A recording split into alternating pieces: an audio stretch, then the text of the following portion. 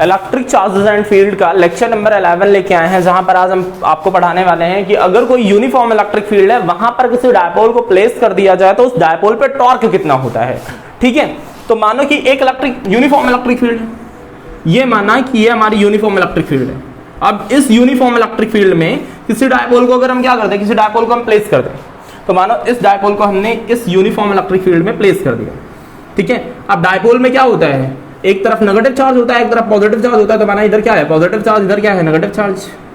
ठीक है, इधर चार्ज कौन सा है, नेगेटिव चार्ज। तो एक फोर्स इस डायरेक्शन में लग रही है, एक फोर्स इस डायरेक्शन में लग रही है।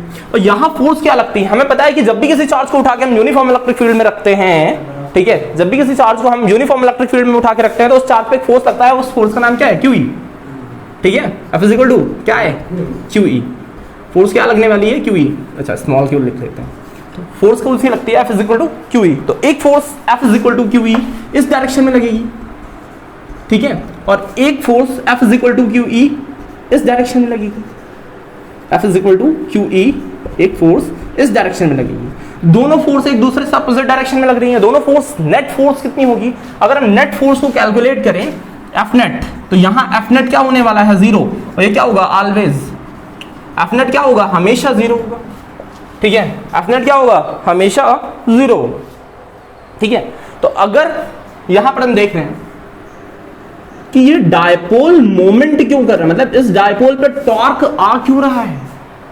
ठीक है, डायपोल पे टॉर्क क्यों आ रहा है, तो डायपोल पर टॉर्क इसलिए आ रहा है क्योंकि ये जो फोर्स है ना, ठीक है, फोर्स जो है यहां पर जो फोर्स है वो सेम लाइन ऑफ एक्शन में नहीं है, सेम लाइन ऑफ एक्शन में, लाइन ऑफ एक्शन में नहीं। इट मींस क्या है, ठीक है, एक फोर्स ऐसे लग रही है, एक फोर्स इस डायरेक्शन में लग रही है। अगर सोचो ये डायपोल है, अगर same force line of action में, ठीक है, सेम लाइन ऑफ एक्शन में अगर हम फोर्स एक्ट कर रही है, ठीक है, एक इस डायरेक्शन में, एक इस डायरेक्शन में, तो ये जो होगा डायपोल, ये रोटेट करने के बजाय ना स्ट्रेच हो जाएगा। अरे भाई साहब, एक फोर्स इस डायरेक्शन में लग रही है, एक फोर्स इस डायरेक्शन में लग रही है, तो ये क्या हो जाएगा, स्ट्रेच हो जाएगा, बाकी ये रोटेट करेगा। बट यहाँ सेम लाइन ऑफ एक्शन में फोर्स नहीं है। ठीक है, सेम लाइन ऑफ एक्शन में फोर्स नहीं है, तो इसकी वजह से इसमें क्या आ जाता है, मोमेंट आ जाता है, मतलब ये टॉर्क आ जाता है। ठीक है, तो इसकी वजह से इसमें क्या आ जाएगा, टॉर्क। तो हमें पता है कि टॉर्क क्या होता है, टॉर्क इज इक्वल टू क्या होता है, ठीक है, फोर्स इनटू परपेंडिकुलर डिस्टेंस। क्या होता है, फोर्स इनटू परपेंडिकुलर डिस्टेंस। ठीक है, तो अब हम क्या करने वाले हैं, इसके लिए फॉर्मूला डिराइव करने वाले हैं कि फॉर्मूला क्या होता है। ठीक है, अब हम क्या कर रहे हैं, इसके लिए हम फॉर्मूला डिराइव कर रहे हैं। ठीक है, चलो देखते हैं कि फॉर्मूला क्या होगा। तो अगर हम टॉर्क कैलकुलेट करें, ठीक है, हम क्या कर रहे हैं, टॉर्क कैलकुलेट कर रहे हैं, तो टॉर्क इज इक्वल टू क्या होगा, फोर्स इनटू परपेंडिकुलर डिस्टेंस। ठीक है, और टॉर्क को हम क्या बोलते हैं, टॉर्क को हम बोलते हैं बल आघूर्ण। ठीक है, ठीक है, अच्छा, कपलिंग फोर्स यहां क्रिएट होता है, जैसे हम प्रत्यानयन बल आघूर्ण कहते हैं, कपलिंग फोर्स, कपलिंग, ठीक है, कपलिंग टॉर्क क्रिएट होता है, जैसे हम क्या बोलते हैं, प्रत्यानयन बल आघूर्ण। ठीक है, तो अब क्या होगा, torque tau is equal to क्या होगा, फोर्स यहां पर क्या है, फोर्स कितनी है, QE इनटू परपेंडिकुलर डिस्टेंस। अगर हम यहाँ परपेंडिकुलर डिस्टेंस देखें तो ये है, और मान लें कि ये इलेक्ट्रिक फील्ड से कितने डिग्री का एंगल बना रहा है, थीटा का एंगल बना रहा है। ये इलेक्ट्रिक फील्ड से कितने डिग्री का एंगल बना रहा है, थीटा का। तो मान लेते हैं कि ये वाला क्या है, A, ये क्या है, B, और ये वाला क्या है, C। ठीक है, ये कितना बना रहा है, थीटा। थीटा का एंगल बनाते हुए same electric field, uniform electric field में ये रखा हुआ है। ठीक है, अगर हम डायपोल की डायरेक्शन देखें तो डायपोल की डायरेक्शन कुछ ये होगी, नेगेटिव से पॉजिटिव की तरफ। डायपोल की डायरेक्शन देखें तो ये हमारी डायपोल की डायरेक्शन होगी P की, डायपोल P की डायरेक्शन क्या होगी, नेगेटिव से पॉजिटिव की तरफ। ठीक है, डायपोल P की डायरेक्शन नेगेटिव से पॉजिटिव की तरफ। तो QE परपेंडिकुलर डिस्टेंस क्या है, यहाँ परपेंडिकुलर डिस्टेंस क्या है, BC। ये परपेंडिकुलर डिस्टेंस क्या है, BC।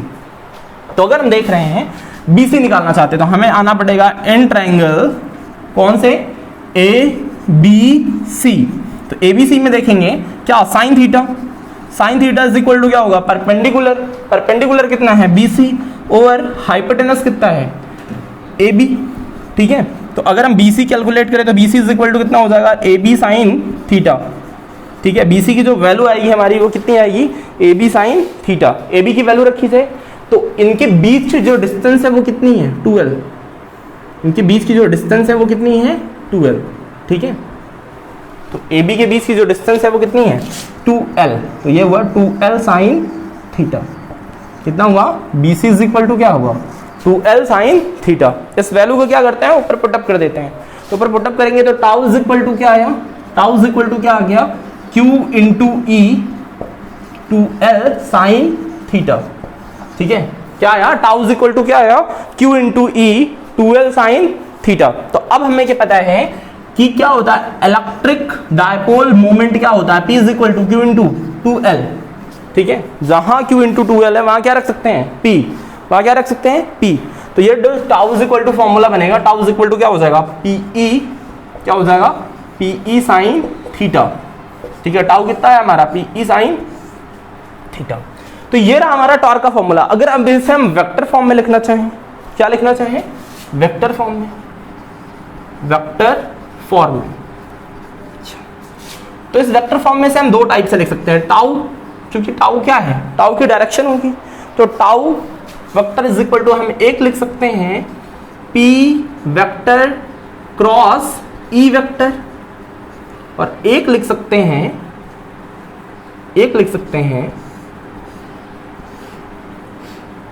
Tau is equal to E vector, क्या लिख सकते हैं, E vector cross P vector. अब दोनों में से सही कौन सा है, दोनों में से सही कौन सा है, क्योंकि दोनों का अच्छा दोनों डिफरेंट होते हैं, है ना, दोनों क्या होते हैं, डिफरेंट होते हैं। वेक्टर पढ़ा हुआ तो दोनों क्या होते हैं, डिफरेंट होते हैं। P साइन थीटा मतलब, और E P, ठीक है, P vector B cross E vector और E क्रॉस P वेक्टर दोनों क्या होते हैं, डिफर। तो इसमें से सही कौन सा है, तो इसके लिए हम सबसे पहले यहां देखते हैं डायरेक्शन। हम क्या देख रहे हैं, डायरेक्शन।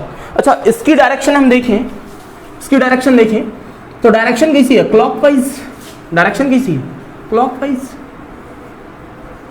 इसकी डायरेक्शन कैसी है, क्लॉकवाइज। और अगर इसकी यहां से डायरेक्शन देखें, इसकी डायरेक्शन क्या है, इसकी डायरेक्शन भी क्या है, क्लॉकवाइज, है ना, दोनों की डायरेक्शन क्या है, क्लॉकवाइज। ठीक है, उधर से देखो डायरेक्शन क्या है, क्लॉकवाइज, उधर भी डायरेक्शन क्या है, क्लॉकवाइज। ठीक है, तो इसलिए जो हमारा रिजल्टेंट फॉर्मूला सही होगा वो ये वाला होगा। ये वाला फॉर्मूला क्या है, रॉन्ग।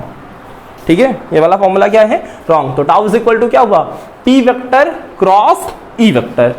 ठीक है, क्या हुआ, tau is equal to P vector cross E vector, ना कि tau is equal to, tau vector is equal to E vector cross P vector.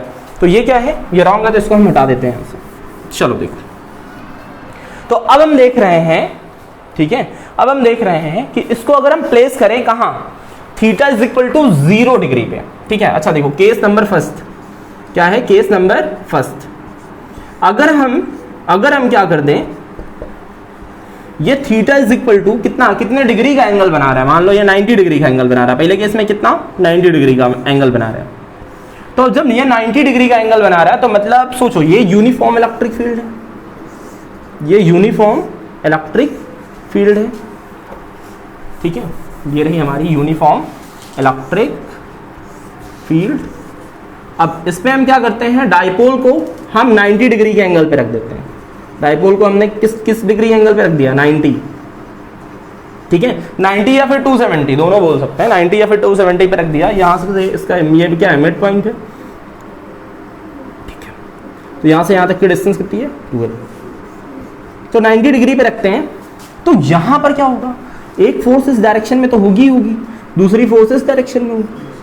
ठीक है, यहां पर फोर्स क्या होगी, QE, F is equal to QE, और यहां पर फोर्स क्या होगी, F is equal to QE। ठीक है, यहां फोर्स क्या होगी, ऐसे। अब यहां पर जो एंगल है इलेक्ट्रिक फील्ड और इसके बीच का, वो एंगल कितना है, 90 डिग्री। एंगल कितना है, 90 डिग्री।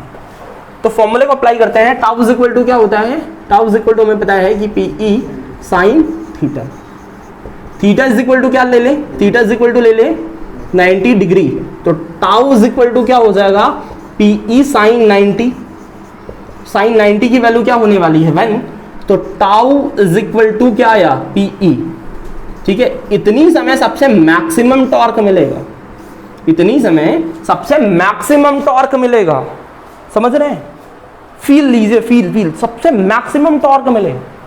अरे भाई अब देखो कि मतलब सोचो सोचो सोचो सोचो सोचो, ये क्या है, ये मान लो हमारा डाइपोल है, इतनी डिस्टेंस है, इतनी डिस्टेंस है।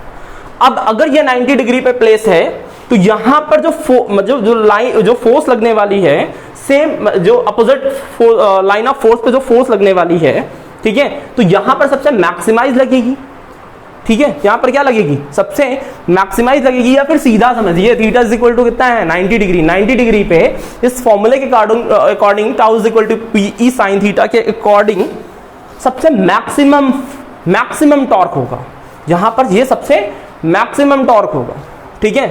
थीटा इज इक्वल टू 90 या फिर थीटा इज इक्वल टू 270, ठीक है, 270 डिग्री, ये सबसे क्या होगा सबसे मैक्सिमम टॉर्क होगा, ठीक है, क्योंकि 180 पे हम यहां आएंगे, फिर 90, तो 270 पे फिर से यहां आ जाएंगे, ठीक है। चाहे ये केस हो कि ये पॉजिटिव है या ये क्या है नेगेटिव है, या फिर इस केस को हम ऐसा बना लें 270 के लिए, तब भी यही होगा, ठीक है।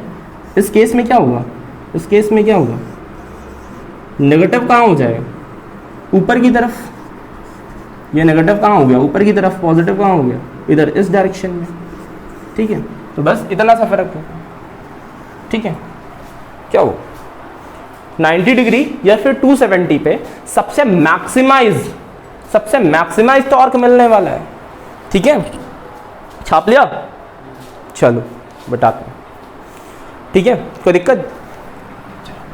अगर हम क्या करते हैं यहां से देखो, इसको हटा देते हैं।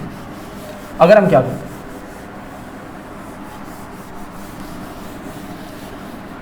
केस नंबर सेकंड लेते हैं, क्या लेते हैं केस नंबर सेकंड, चलो क्या ले रहे हैं केस नंबर सेकंड।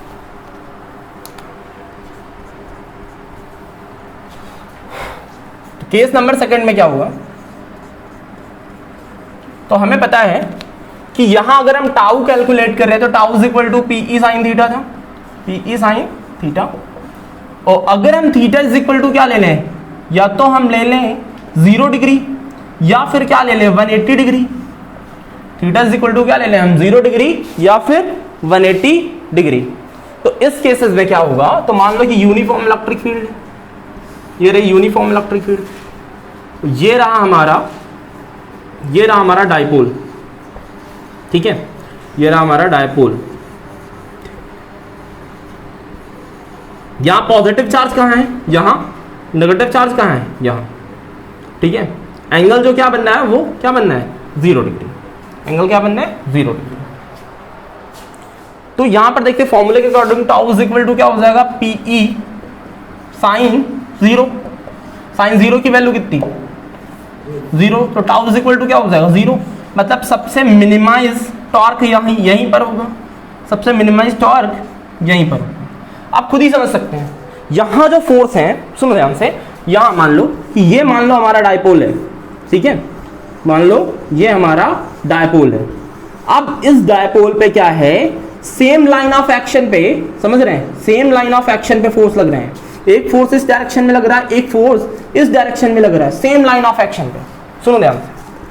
अब इसकी वजह से क्या यहां कोई टॉर्क होगा, बताओ, क्या इसकी वजह से यहां कोई टॉर्क होगा? जवाब है नहीं, क्योंकि ये डायपोल स्ट्रेच हो जाएगा, इट मींस खिंच जाएगा, डायपोल क्या हो जाएगा, स्ट्रेच हो जाएगा, खिंच जाएगा, ठीक है। तो ये जो फोर्स है सेम लाइन ऑफ एक्शन पे लग रही है ना, मतलब एक फोर्स इस डायरेक्शन पे लगी, एक फोर्स इस डायरेक्शन पे लगी, ठीक है, दोनों फोर्स क्या लगी, F is equal to Q, तो ये जो डायपोल है क्या हो जाएगा, स्ट्रेच हो जाएगा, ठीक है। अच्छा मान लो कि ये इलेक्ट्रिक फील्ड, डायपोल का मूवमेंट होता है ना, वो बस इतना 90 डिग्री, ठीक है, क्योंकि इलेक्ट्रिक फील्ड क्या चाहती है, इलेक्ट्रिक फील्ड से कहां लेके आना चाहती है, 0 डिग्री या फिर 180 डिग्री एंगल पे, 0 डिग्री या फिर 180 डिग्री एंगल पे, ठीक है, ये क्या हो जाता है, फोर्स क्या हो जाती है, मतलब टॉर्क क्या हो जाता है, 0 हो जाता है, 0 डिग्री एंगल पे, ठीक है, फोर्स क्या हो जाता है, मतलब टॉर्क जो कितना हो जाता है, टॉर्क कितना हो जाता है, 0 हो जाता है। ठीक है, ये सारी कहानी ना इलेक्ट्रिक फील्ड खेलती है, सारी कहानी कौन खेलती है, इलेक्ट्रिक फील्ड। ठीक है, इलेक्ट्रिक फील्ड क्या चाहती है कि ये जो डायपोल है उसी की डायरेक्शन में आ जाए, उससे 0 डिग्री पे प्लेस होने पे टॉर्क कितना हो जाता है, सबसे मिनिमाइज हो जाता है। ठीक है, टॉर्क कितना हो जाता है, सबसे मिनिमाइज हो जाता है। चलो अब देखते हैं, ठीक है, कोई डाउट? सेम कहानी 180 डिग्री की, सेम कहानी 180 डिग्री की होगी। 180 डिग्री रखने पर भी यही कहानी होने वाली है। ठीक है, 180 डिग्री रखने पर भी यही होने वाला है। अगर यहां पर हम क्या रख दें 180 डिग्री, तो P sin 180 की वैल्यू कितनी होगी, 0, फिर से टॉर्क कितना आएगा, 0। ठीक है, अच्छा रख दूं, देखो थीटा इज इक्वल टू कितना होगा 180 डिग्री, तो कितना हो जाएगा, tau is equal to PE sin 180। ठीक है, sin 180 tau is equal to क्या हो जाएगा, फिर से 0, मतलब टाउ यहाँ क्या हो जाएगा, टाउ सबसे क्या हो जाएगा, मिनिमाइज, टाउ क्या हो जाएगा, सबसे मिनिमाइज। तो मतलब थीटा इज इक्वल टू 0 पर या फिर sorry theta is equal to 0 या फिर 180 पर टाउ क्या होता है, सबसे मिनिमाइज, जो टॉर्क होगा वो सबसे मिनिमाइज होगा। ठीक है, theta is equal to 90 degree पे जो टॉर्क होगा सबसे मैक्सिमाइज होगा। ठीक है, अब हम निकालने वाले हैं कि इस पूरे डायपोल को घुमाने में कितना वर्क करना पड़ा है।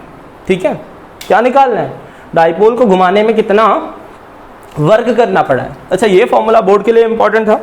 ठीक है, अब हम क्या निकालने वाले हैं, वर्क। चलो, तो अगला डेरिवेशन हमारा क्या है कि इस डायपोल को घुमाने में कितना कार्य करना पड़ा है, कितना वर्क करना पड़ा है। ठीक है, तो हम निकालने वाले हैं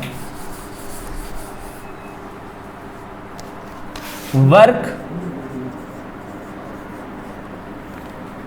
डन बाई वर्क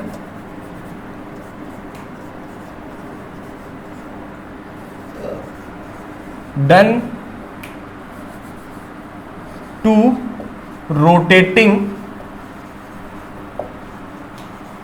डायपोल। ठीक है,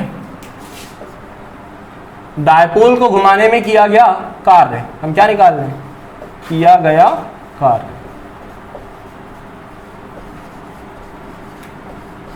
कितना वर्क करना पड़ा है, work done to rotating dipole.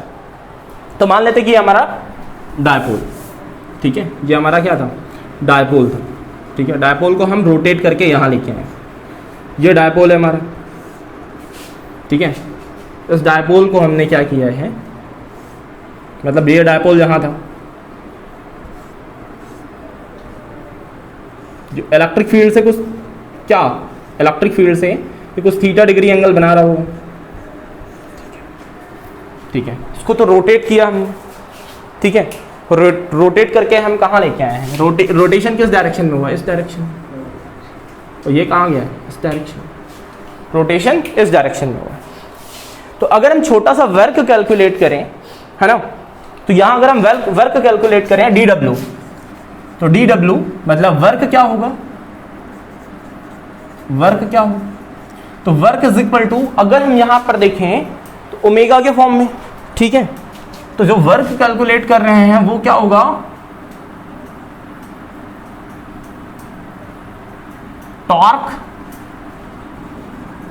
Torque into angular displacement, क्या होगा, बलाघूर्ण गुणे के कोणीय विस्थापन, क्या होगा, work is equal to torque into angular displacement, मतलब कोणीय विस्थापन। तो वर्क कितना निकालना है, वर्क कितना है dw, वर्क कितना किया गया है dw। यहां पर जो टॉर्क आया है वो क्या आया है, tau is equal to angular displacement, मान लो ये एंगुलर जो डिस्प्लेसमेंट हुआ है छोटा सा, वो क्या हुआ है, डी थीटा। ठीक है, माना कि जो एंगुलर डिस्प्लेसमेंट हुआ है वो कितना हुआ है, डी थीटा। तो टाउ इज इक्वल टू हमें पहले से पता भी, थोड़ी देर पहले हमने कैलकुलेट किया, टाउ इज इक्वल टू क्या होता है, PE sin थीटा। क्या होता है, tau is equal to PE sine theta. कोई doubt? Tau is equal to क्या आया, पीई साइन थीटा। तो अब इस वैल्यू को यहां उठा के पुटअप कर देते हैं, तो D W is equal to क्या आया, D W is equal to आया पीई साइन थीटा, क्या आया, PE sine theta into D theta, क्या आया, PE sine theta into D theta. ठीक है, अब अगर हमें क्या चाहिए, नेटवर्क चाहिए, डब्ल्यू नेट, क्या चाहिए, डब्ल्यू नेट। तो इंटीग्रेशन डी डब्ल्यू कहां से लेके कहां तक, जीरो से लेके मान लो हमने कितना घुमाया है इसको, अल्फा, ठीक है, जीरो से लेके अल्फा तक घुमाने में कितना वर्क कितना पड़ा है, तो इसको हमने कितना रोटेट किया, जीरो से लेके अल्फा तक। डी डब्ल्यू की वैल्यू पुटअप करते हैं, तो W net is equal to क्या आ जाएगा, W net is equal to कितना आ जाएगा, integration zero to alpha, D W की वैल्यू कितनी रखी, PE sine theta D theta, PE constant बाहर निकल आएगा, तो पीई क्या हुआ, constant, integration zero to alpha sine theta D theta. ठीक है, कोई doubt, PE zero integration zero to alpha sine theta D theta, sine theta का इंटीग्रेशन क्या होगा, नेगेटिव कॉस थीटा, तो W net is equal to कितना आया, W net is equal to क्या हुआ, पीई नेगेटिव कॉस थीटा, यहाँ zero to alpha, negative sign हमने क्या कर लिया, बाहर कर लिया, क्या हुआ, नेगेटिव पीई, क्या हुआ, नेगेटिव पीई, ये कॉस अल्फा, तो यहाँ वैल्यूज पुटअप करते हैं तो क्या हो जाएगा, cos alpha minus cos zero, cos zero की वैल्यू कितनी होती है, वही, तो कितना हुआ, W net is equal to, W net is equal to कितना हुआ, माइनस पीई, माइनस पीई, ठीक है, और ये क्या हुआ, cos alpha minus one, cos zero की वैल्यू कितनी हुई, वन, माइनस से गुणा कर देते हैं, एक तो यही हमारा फॉर्मूला हम बना सकते हैं नेगेटिव के टर्म में, ठीक है, और या फिर इसको हम क्या लिख सकते हैं, W net is equal to,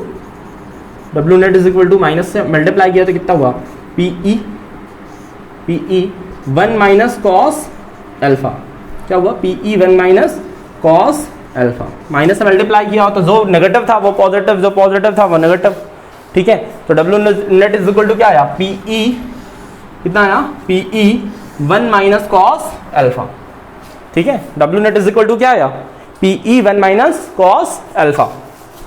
अब हम क्या करते हैं, ठीक है, तो ये रहा हमारा डब्ल्यू नेट।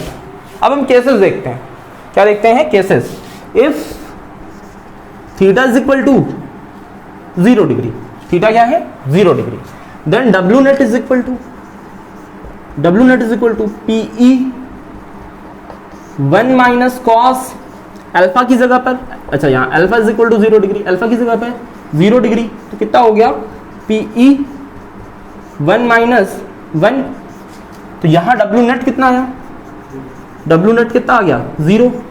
अब देखो जरा ध्यान से कि अगर डायपोल जो प्लेस है, डायपोल जो प्लेस है वो 0 डिग्री पे प्लेस है, तो क्या उसको रोटेट करने में, क्या उसको रोटेट कर पाएंगे हम, कोई वर्क करना पड़ेगा, समझ रहे हैं, अगर डायपोल यही है, डायपोल क्या है नेगेटिव, ये क्या हुआ पॉजिटिव, आप बताओ, तो यहां पर क्या है 0 डिग्री पर, 0 डिग्री पर अल्फा इज इक्वल टू 0, मतलब अगर हमने कोई रोटेशन नहीं लिया, अल्फा इज इक्वल टू कितना है 0 है, एंगल जो है इनके बीच का वो 0 ही है, तो उतनी समय हमने कोई भी वर्क नहीं किया, ठीक है, कितना कोई भी वर्क नहीं किया, ठीक है। Case number second, case number second, अगर हम केस नंबर सेकंड की बात करें, तो अगर हम थीटा इज इक्वल टू कितना ले रहे हैं 90 डिग्री, ठीक है, थीटा इज इक्वल टू कितना ले लिए 90 डिग्री, ठीक है, तो W net is equal to PE one minus cos alpha, sorry alpha, यहाँ थीटा की जगह पे क्या है अल्फा, कॉस 90, कॉस 90 की वैल्यू कितनी 0, तो W net is equal to कितना आया, W net is equal to क्या आया पीई, तो मतलब इतनी समय सबसे मैक्सिमम वर्क किया गया है, इतनी समय वर्क क्या है सबसे मैक्सिमम है, डब्ल्यू नेट क्या है सबसे मैक्सिमम है, टाइम पे सबसे मैक्सिमाइज वर्क किया गया है, सब खुद ही समझ सकते हैं, फिगर से भी समझ सकते हैं। देखो कि मान लो कि ये यूनिफॉर्म इलेक्ट्रिक फील्ड है, तो यहाँ पे डाइपोल प्लेस है, यहाँ पे क्या है डाइपोल, ये हमारा डाइपोल है जो यहाँ पे क्या है प्लेस है, नेगेटिव या फिर पॉजिटिव क्यू, यहाँ पे क्या है नेगेटिव क्यू, ये कितना बना रहा है theta is equal to 90 degree, ठीक है, तो अगर थीटा 90 है, अगर थीटा क्या है 90 है, तो W क्या है सबसे मैक्स है, वर्क कितना किया गया है, सबसे मैक्सिमाइज किया गया है। वर्क क्या किया गया है, सबसे मैक्सिमाइज किया गया है। वर्क सबसे मैक्सिमम है यहाँ पे, वर्क क्या है, सबसे मैक्सिमम। ठीक है, तो थीटा इज इक्वल टू 0 पे वर्क कितना है, सबसे मिनिमम। ठीक है, यहाँ पर डब्ल्यू नेट क्या है, यहाँ अगर हम इसे लिखना चाहें तो क्या लिख सकते हैं, इस डायरेक्शन को मिटा के मैं लिख रहा हूँ, सुनो ध्यान से। हम और क्या लिख सकते हैं, डब्ल्यू मिनिमम। यहाँ डब्ल्यू क्या है, मिनिमम, डब्ल्यू सबसे मिनिमम। ठीक है, यहाँ डब्ल्यू क्या है, सबसे मिनिमम, और यहाँ डब्ल्यू क्या है, सबसे मैक्सिमम। केस नंबर सेकंड में क्या है, केस नंबर सेकंड में क्या है, डब्ल्यू सबसे मैक्सिमम है। अगर केस नंबर फर्स्ट में देखें, ठीक है, केस नंबर फर्स्ट में अल्फा इज इक्वल टू 0 पे, अल्फा इज इक्वल टू 0 पे जो वर्क आया है वो सबसे मिनिमम आया है, और जो alpha is equal to 90 degree पे वर्क कितना आया है, सबसे मैक्सिमम आया है। सेम इसी तरह 270 डिग्री और 180 डिग्री पे होगा। ठीक है, सेम यही फिनोमेना 270 डिग्री और 180 डिग्री पे होगा। मतलब उस टाइम भी अगर हम यहाँ पर देखें 180 पर भी वर्क जो होगा सबसे मिनिमम होगा। ठीक है, और 270 पर भी वर्क क्या होगा, सबसे मिनिमम होगा। ठीक है, तो अपने लेक्चर को आज हम यहीं से एंड करते हैं। थैंक यू, पढ़ते रहें।